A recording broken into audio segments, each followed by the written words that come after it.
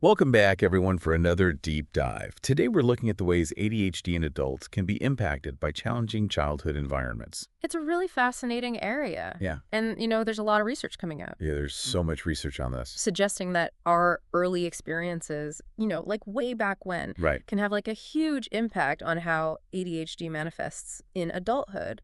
And that's what's so interesting about this whole thing is we think of ADHD as as a standalone condition, but Yeah. actually, Yeah. maybe the way it plays out in adulthood is Right. actually rooted in way earlier experience. Absolutely. Now, we both know that ADHD Yeah. can look different in adults than, the classic fidgety kid. Right. So how does it actually impact somebody's life beyond just those common misconceptions? Right. Well, those common misconceptions are real in a way. Yeah. We do have inattention, hyperactivity, impulsivity, but it can manifest in these really subtle ways. Right. And people don't even realize that they're dealing with some of the hallmarks of ADHD. Wow. For instance, struggling to meet deadlines, Oh, yeah. feeling overwhelmed in social situations, chronic procrastination. Oh, my gosh. Yes. And it's not just these really surface level things, it's really impacting their ability to navigate, Right. It impacts your whole life. yeah, daily life, Absolutely. relationships, work, all Yeah. sorts of stuff.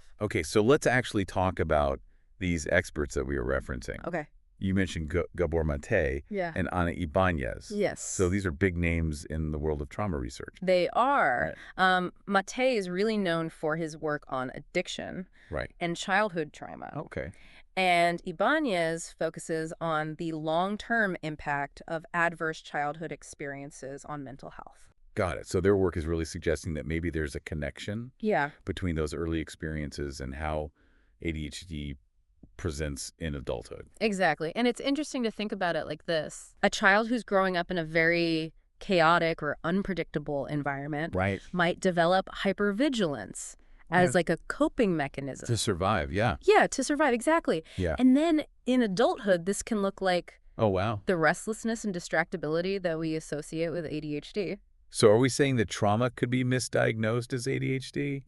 I don't know if it's about misdiagnosis, but I think it's about understanding the full picture. The nuance, right? Yeah, some individuals might meet the criteria for ADHD, Right. but maybe their symptoms are rooted in or at least amplified by Wow. unresolved trauma. So it's not either or. It's Yeah, it's an interplay. a complex interplay. Yeah, between nature and nurture. This is so interesting because Yeah. if those early experiences are playing a role, then wouldn't that totally change how we think about Yeah, treating ADHD? absolutely. I mean, it really suggests that treatment might need to go beyond just traditional methods like medication and behavioral therapies. It's not just the symptoms, it's the root cause. Exactly. Wow. For some individuals, maybe addressing the underlying trauma Right. through things like EMDR or somatic experiencing could be really crucial. That is we're talking about a huge Good. shift in thinking. Yeah, and it's exciting. Imagine a world where understanding someone's past Right. helps us tailor support for their ADHD Yeah. in a way that's much more holistic and effective.